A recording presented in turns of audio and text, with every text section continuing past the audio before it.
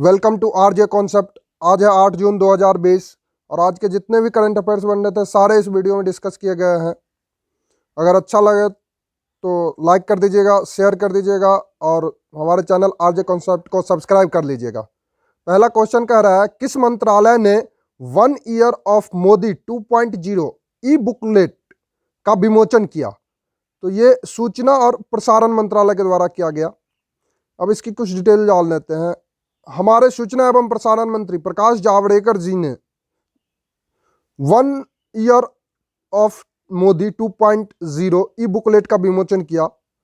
यह मंत्रालय जो है सो भारत सरकार की एक शाखा है जो कि सूचना प्रसारण, प्रेस और फिल्मों संबंधी नियम बनाते हैं। तो कोई भी फिल्म सही है, ये बनेगा कि नहीं, रिलीज होगा कि नहीं, ये जो परमिशन मिलता है ये सूचना एवं प्रसारण मंत्रालय के द्वारा ही मिलता है। तो कोई भी क्वेश्चन हो उसका इसी तरह डिटेल में लिखें, ज़्यादा बेहतर रहेगा, समझने में भी आसानी होगी और याद भी जल्दी होगा। चलिए अगला क्वेश्चन देखते हैं। गूगल के पूर्व मुख्य वित्तीय अधिकारी पैट्रिक पिचेट किस कंपनी के नए अध्यक्ष बने हैं? तो ये ट्विटर के बने हैं। कौन बने हैं? तो पैट्रिक पिचेट अध्यक्ष बने हैं। तो अब ट्विटर की स्थापना कब की गई थी? तो ट्विटर की स्थापना 21 मार्च 2006 को की गई थी। इसका मुख्यालय कहाँ पर है? तो इसका मुख्यालय सैन फ्रांसिस्को में है और जैक डॉर्सी इसके अभी सीईओ हैं।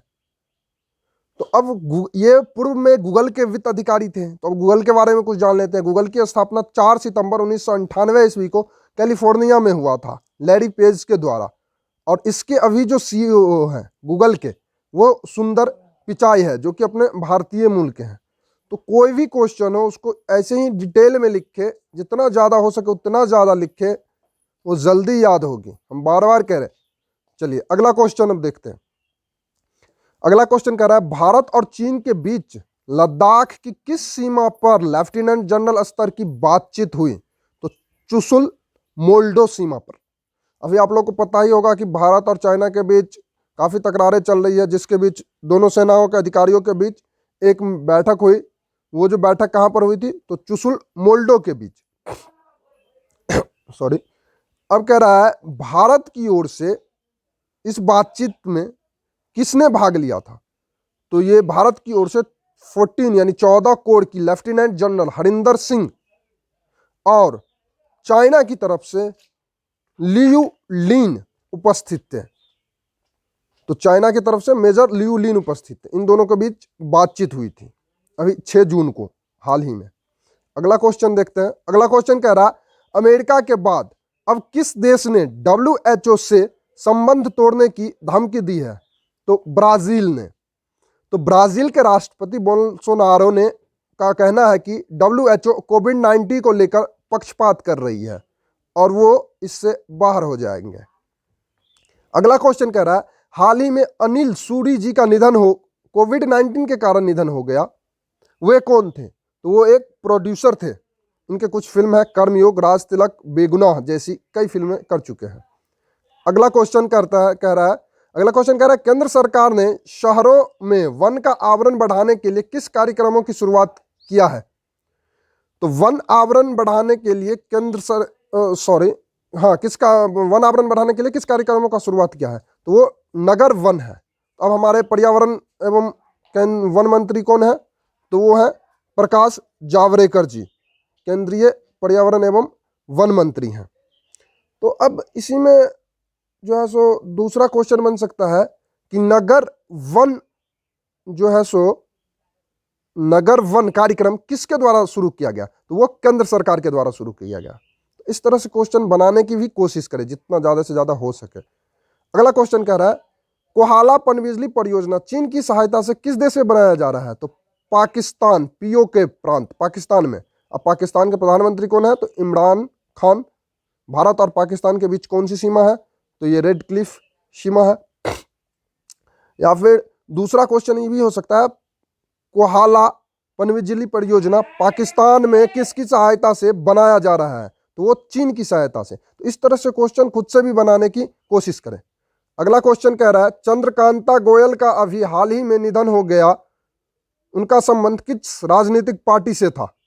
तो इनका संबंध भारतीय जनता पार्टी यानी बीजेपी से था। रेल मंत्री श्री पीयूष गोयल की मां और भाजपा के वरिष्ठ नेता चंद्रकांता गोयल का निधन अभी हाल ही में हो गया है। मुंबई के माटुंगा से वो 3 बार विधायक रह चुकी थी। तो ये जो थी चंद्रकांता गोयल, ये पीयूष गोयल की माता जी थी, जिनका अभी हाल ही में निधन हो गया है। तो ये एक समाज सेवी भी थी, 3 बार विधायक भी रह चुके हैं। इनके पापा भी जो थे वो भी वाजपेयी सरकार में कोई मंत्री पद पर थे, देख लीजिएगा, वो भी रह चुके हैं। तो ऐसे ही डिटेल में लिखें और खुद से भी हम बार बार करें, खुद से भी क्वेश्चन बनाने की कोशिश करें, क्योंकि ज़रूरी नहीं है कि जिस तरह से हम क्वेश्चन दे रहे हैं उसी तरह से एग्जाम में भी आ जाए। तो आप अपने हिसाब से भी बनाने की कोशिश करें। अगला क्वेश्चन देखते हैं। अगला क्वेश्चन कह रहा है रिलायंस जियो में ADIA, ये छूट गया है, ए ने कितनी हिस्सेदारी खरीदी है? तो 5,683 करोड़ की हिस्सेदारी खरीदी है। अब ये ADIA ये क्या है? तो ये अबू धाबी निवेश प्राधिकरण है, जिसने जियो में 1.16% की हिस्सेदारी खरीदी है। ये संयुक्त अरब अमीरात की राजधानी है और इसके अभी शासक कौन है? तो खलीफा बिन जायद अल नहयान। खलीफा बिन जायद अल नहयान यहाँ के शासक है। और जाहिर सी बात है, यहाँ पे राजघराने वाली बात चलती है, यही शासक है और इन्हीं को राष्ट्रपति भी कहा जाता है।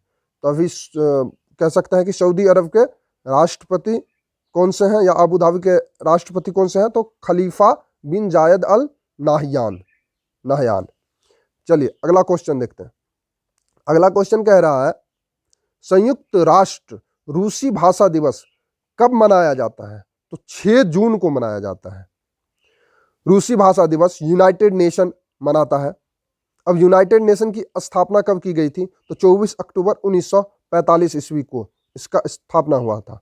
अब यूनाइटेड नेशन का हेडक्वार्टर कहाँ पर स्थित है? तो ये न्यूयॉर्क में स्थित है और एंटोनियो गुटेरेस इसके अभी हेड हैं।